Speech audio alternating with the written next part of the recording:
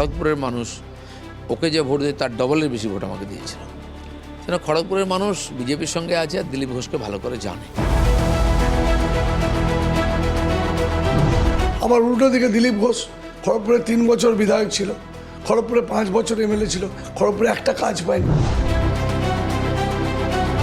বহু যুবক কার্যকর্তার বহু লোক আমাদের পার্টিতে যুক্ত হয়েছেন, প্রত্যেক ইলেকশনে অভিজ্ঞতা সঞ্চয় করছে। পিছিয়ে দেবো, গাড়ি চড়িয়ে দেবো, মেয়েদেরকে সম্মান করে না, সেই মানুষটাকে কে ভোট দেবে? এবারের বিধানসভা নির্বাচনে নজরকাড়া কেন্দ্রগুলির মধ্যে অন্যতম খড়গপুর সদর কেন্দ্র। প্রথমে জ্ঞান সিং সোহম পালকে হারিয়ে দিলীপ ঘোষ নির্বাচিত হয়েছিলেন 2016-য়। পরবর্তী উপনির্বাচনে এই আসন হারালেও 2021-এ কিন্তু ফের এখান থেকে বিজেপি জয়লাভ করে। কি বলছেন এখানকার সাধারণ মানুষ, কতটা কাজ হয়েছে খড়গপুর সদর কেন্দ্রে, জানবো আমরা। রেল শহর হিসাবেই পরিচিত খড়গপুর। এই কেন্দ্রের রাজনৈতিক ইতিহাস মানি দীর্ঘ 3 দশকেরও বেশি সময় কংগ্রেসের নেতা জ্ঞান সিং সোহম পাল বা চাচার শাসন। কিন্তু 2016 সালে বিজেপির দিলীপ ঘোষ প্রথমবার তাঁর সাম্রাজ্যে থাবা বসান। 2019-এ দিলীপ সাংসদ হয়ে দিল্লি গেলে উপনির্বাচনে জয়ী হন তৃণমূলের প্রদীপ সরকার। তবে 2021-এ ফের পাশা উল্টে দেন অভিনেতা হিরণ চট্টোপাধ্যায়। এক নজরে দেখে নিন 21-এর বিধানসভা ভোটের ফল।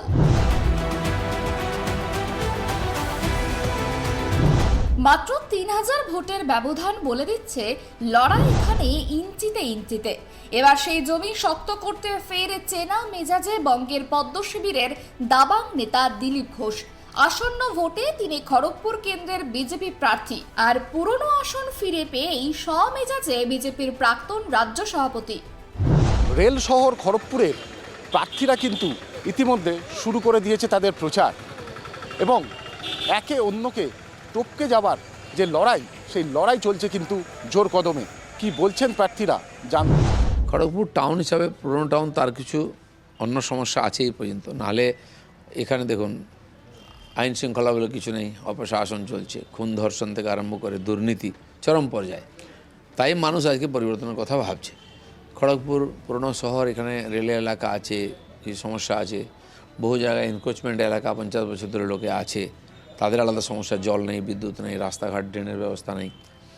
মিউনিসিপ্যালিটি নামে আছে, সেখানেও সাধারণ নাগরিক সুবিধার সমস্যা আছে। উপর থেকে অপশাসনের জন্য গুন্ডারাজ, মাফিয়ারাজ আছে, এখানে মানুষ চিন্তায় টেনশনে থাকে, তাই বারবার বিজেপিকে জেতায়।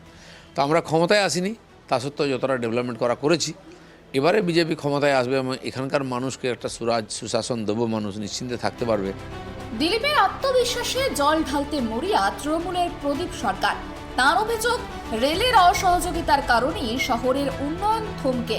সাথে খড়গপুর শহরে যখন আমি বিধায়ক হয়েছিলাম 1.5 বছরের জন্য, আমি 7 বছর যখন এমএলএ ছিলাম, মমতা বন্দ্যোপাধ্যায়ের আশীর্বাদে খড়গপুরে এমন কোনো কাজ ছিল না যেটা লাস্ট 40 বছরে খড়গপুর পায়নি, সেটা পেয়েছিল। সেই কাজ মানুষ দেখেছে।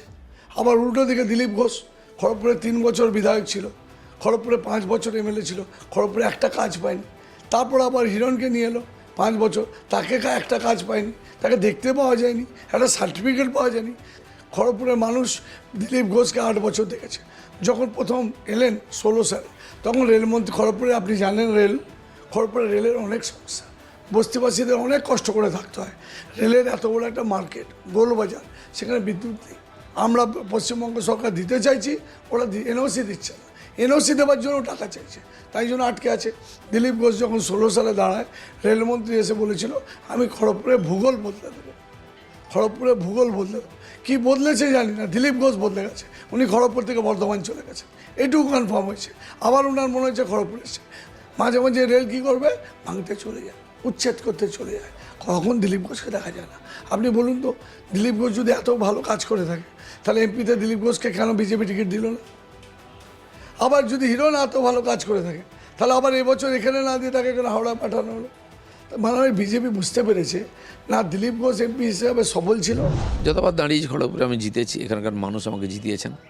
আমার আশা এবারেও আশীর্বাদ পাবো, তবে আমরা একটু টার্গেটটা বেশি রেখেছি।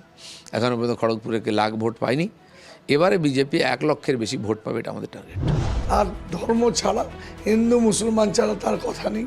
কেটে দেবো, মেরে দেবো, মেয়েদেরকে অসম্মান। খড়গপুরের আগে একটা রাস্তা উদ্বোধন করতে এসেছে। কিসের রাস্তা? নাকি উনি এমপি যখন ছিলেন টাকা দিয়েছিলেন। উনি এমপি নেই 3 বছর হয়ে গেছে, তখন এই রাস্তা উদ্বোধন করতে গেছে। সভাপতি ওখানকার মহিলারা জিজ্ঞেস করেছে যে ভাই এটা আপনি কিসের জন্য এসছেন? লোকাল কাউন্সিলর নেই। সেই মেয়েদেরকে বলছে 500 টাকা চাকর, পিষে দেবো, গাড়ি চড়িয়ে দেবো। মেয়েদেরকে সম্মান করে না, সেই মানুষটাকে কে ভোট দেবে বলুন?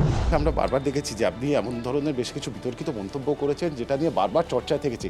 এই মন্তব্যগুলোর কারণে অনেক সময় বিরোধীদের মারার সেই হুঁশিয়ারিও আপনার গলায় শোনা গেছে। এগুলো কি শুধু কর্মীদেরকে চাঙ্গা করার জন্য, নাকি এর পেছনে কোনো রাজনীতি রয়েছে? সবই আছে। যেখানে গুন্ডারা রাজনীতি করছে লাঠি কাঠি নিয়ে, বম বন্দুক নিয়ে, তার বিরুদ্ধে তাহলে তো রাজনীতি করা যাবে না। তো তাদের সঙ্গে এইভাবে ব্যবহার করতে হবে। দুনিয়াতে একটা নিয়ম।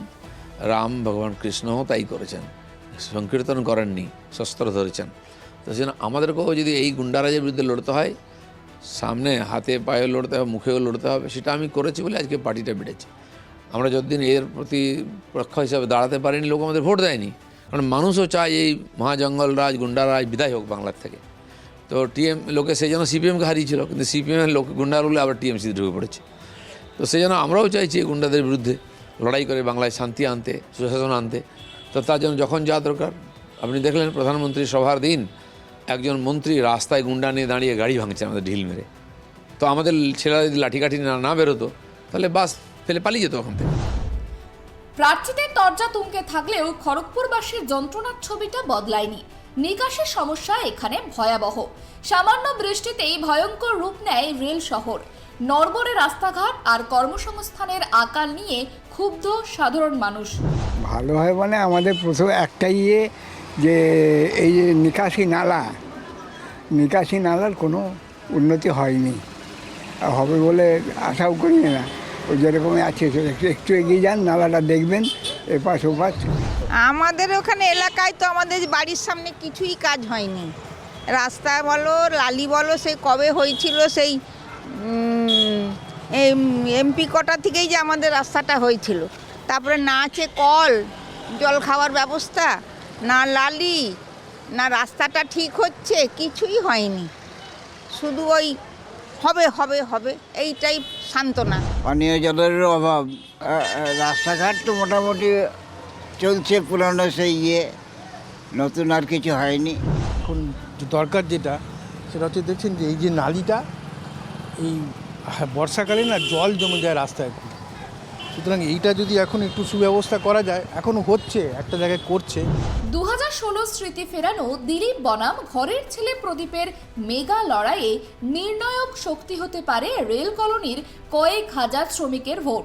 শেষ হাসি কে হাসবেন? রেলের বাঁশি কি পদ্মের জন্য বাজবে, নাকি সবুজ আবিরে ছেয়ে যাবে শহরের অলিগলি? অপেক্ষায় চৌঠা মের। সব মিলিয়ে বলা যায় এই কেন্দ্রের লড়াই কিন্তু হাড্ডাহাড্ডি। এখন দেখার সাধারণ মানুষ কাকে এখান থেকে জিতিয়ে বিধানসভায় পাঠায়। খড়গপুর থেকে ক্যামেরা স্বপন রায়ের সঙ্গে ত্রয়ন চক্রবর্তী, কেটিভি বাংলা।